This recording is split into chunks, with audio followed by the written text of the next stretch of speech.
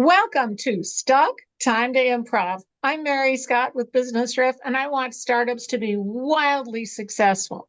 Sometimes people want to start a business, but are not quite sure what to do. So today we have Alissa Crabtree from Crabtree Coaching, and we're going to be talking about how to start a side hustle. Thanks for coming, Alissa. Oh, thank you, Mary, so much for having me. I'm excited to share this information. Cool. So first of all, what is a side hustle? So, a side hustle essentially is exactly what it sounds like. It is you already have your mainstream of income and you're able to produce a service or maybe a product on the side to get some extra disposable income, but also help others along the way, which is huge. Okay. So how do you decide what to do as a side hustle? Man, let me tell you. So I've been doing my side hustle, which eventually turned into a full-time for 2 years now. And, at first I always thought it had to be something that I was just super passionate about. It was my hobby, something I loved. But what I have found is that if you want to start a side hustle, you need to ask yourself two questions. And the first one is, what problem do I solve? And the second question is, what is it that all of your friends, your family members, what do they come to you and ask advice on? Or what is it that they want from you? And if you're constantly getting traffic that way, you know you have something where that people will want to buy. So, how do you get started and how do you know what to charge? Man, oh, that one's a big one. And so, my audience, I am an educator. I have been a teacher for over 16 years now. I've been in education, instructional leadership. And one of the things that I notice with educators is we undervalue ourselves. And that right there took me a long, hard lesson to learn. And so before we even start talking about like solid numbers, I want people to sit down and do the research. What are your competitors pricing?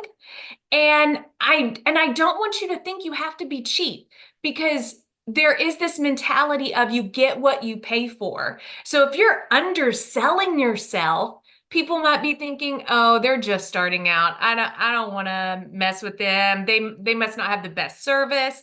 No, price what you are worth and go for it because when you price yourself at a strong number that's going to be sustainable, you will attract clients that you want to keep.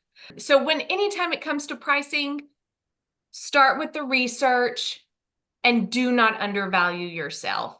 I believe that you should start in getting clear with your message. So I asked earlier, what problem do you solve?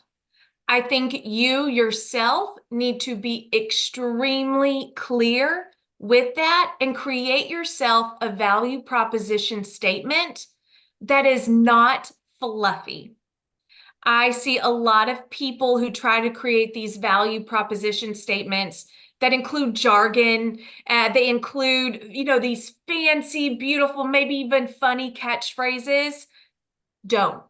What problem do you solve? And you have to get clear on that because if you want people to buy from you, they need to be clear on how you're going to help them. People don't buy just to buy, they're buying solutions.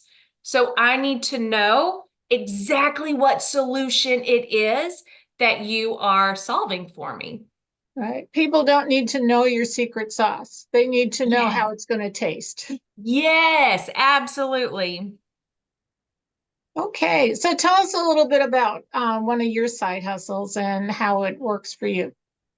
So I began my side hustle by people asking me for help. And I have been an instructional leader for over 12 years now. And I was getting friends in different campuses, or maybe within different school districts, heck, even different states. And they were like, "Alissa, what should I do first? Like, what? I have these instructional coaches. I don't know what to do with them. How do I help them? And at first, I was just, let me help you. And so I was doing it on the side for free anytime I had a free moment. But then I had a principal look at me and they were like, Alissa, you need to charge for this. And so that's what I started doing. And so currently, I work alongside principals and help them strengthen student learning by strengthening instruction in the classroom. And that right there is where I started my side hustle and getting paid on the side to do what I was already doing on my 9 to 5 as well. So this can be selling a service in your case, or it could be somebody who's maybe got a particular kind of product and then they can sell accessories or something similar. Absolutely. Or you're selling a product to people, maybe you've got a dog version of it. Yeah, yes. So there are lots of ways to do a side hustle. It is additional income. Would you recommend, though, that people think about side hustles that don't require additional time on their part? Absolutely. If they can have an additional stream of income that doesn't take a lot of time, heck yes. I think you just need to be clear on the problem that you're solving.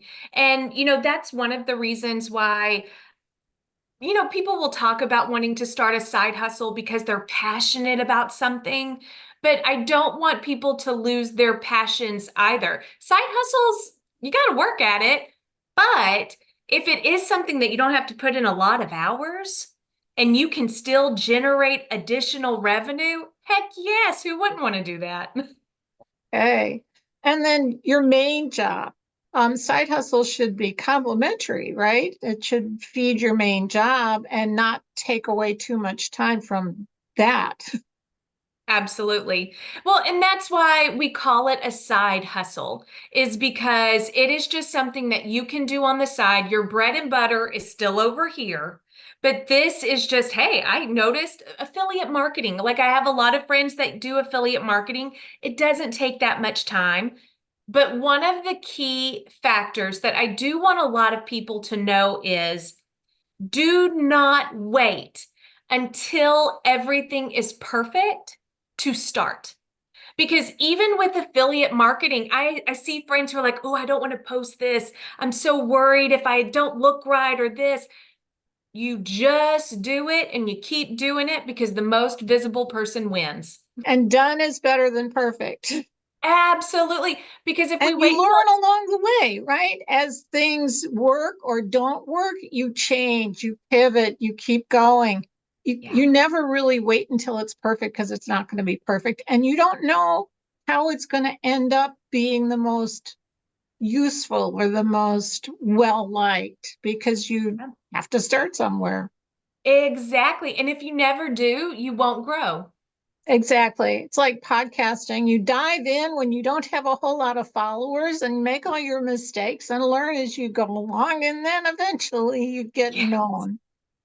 Absolutely. If I looked at my very first social media post 2 years ago for my business, I look at it, I'm kind of like, oh, but you know what? The content was so valuable that it started generating people, followers and testimonies.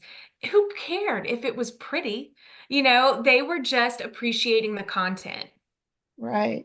Well, thank you so much, Alissa Crabtree. This has been fascinating. Do you have any parting thoughts? Just get started and, take that first step, make it imperfect and learn from it. Thanks again. And I'm Mary Scott with Business Riff. I want startups to be wildly successful. One of the best things you can do to accomplish that is book a synergy call with me at businessriff.com and join us again next time for Stuck Time to Improv.